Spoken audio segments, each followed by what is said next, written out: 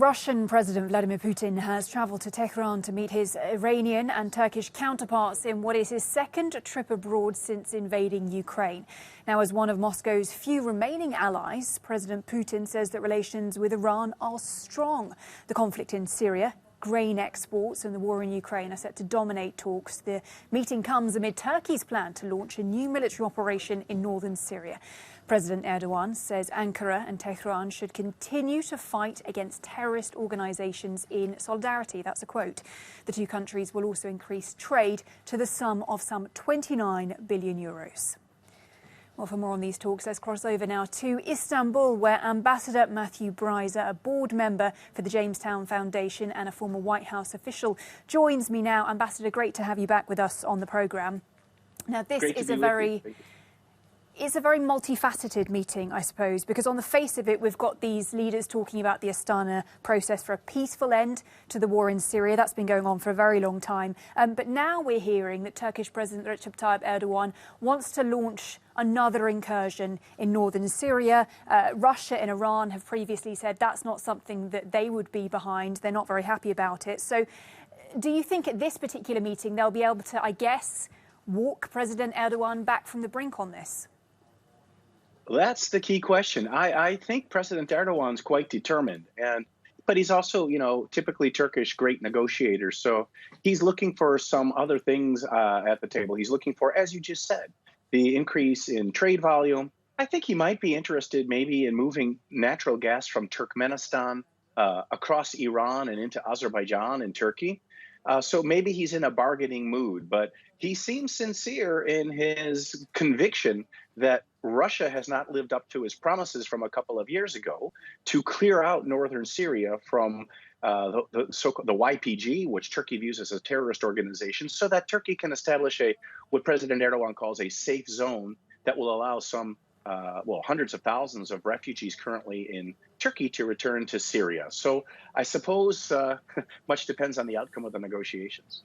So we'll see how that meeting progresses. But of course, Ukraine will definitely come up for discussion as well. And when it comes to getting grain out of those Black Sea ports, I mean, we've already heard Turkey and Russia saying last week that an agreement has been reached with Ukraine, right? So that's the kind of technical details. They seem to be hammered out. But I wonder, to you as a former diplomat, do you think the political will is there? Because that's going to be really necessary here, isn't it? It is. And the political will really depends upon the rest of the world, especially the so-called global South, but also, the rest of us in Europe and the United States who find it absolutely appalling that Russia is using the possibility of famine due to the inability of Ukraine to export its grain as a geopolitical tool. I think President Putin thought he could get away with that tactic, and he's seen now that the outcry has been so strong that maybe he wants to find a way to reach an agreement with Turkey and Ukraine to allow that grain to be exported. So, as you said, many of the technical aspects have been agreed already last week. The big question is, just like Erdogan, coming to these talks in a negotiating mood, so is Putin, and so much depends, in my own experience as a former mediator, on the chemistry of the leadership at the moment of the discussions.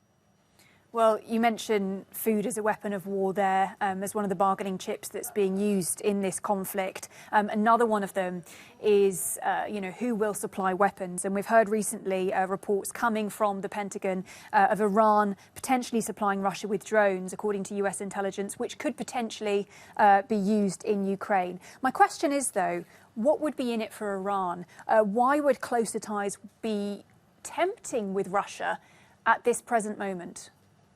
That's a great question. I mean, part of it is the immediacy of the negotiations because Turkey has been providing, drones that have been decisive on the battlefield, to be quite honest. I mean, it was Turkish supplied drones that played a role in the sinking, as you'll recall, of the cruiser Moskva, the flagship of the Russian Black Sea Fleet several months ago.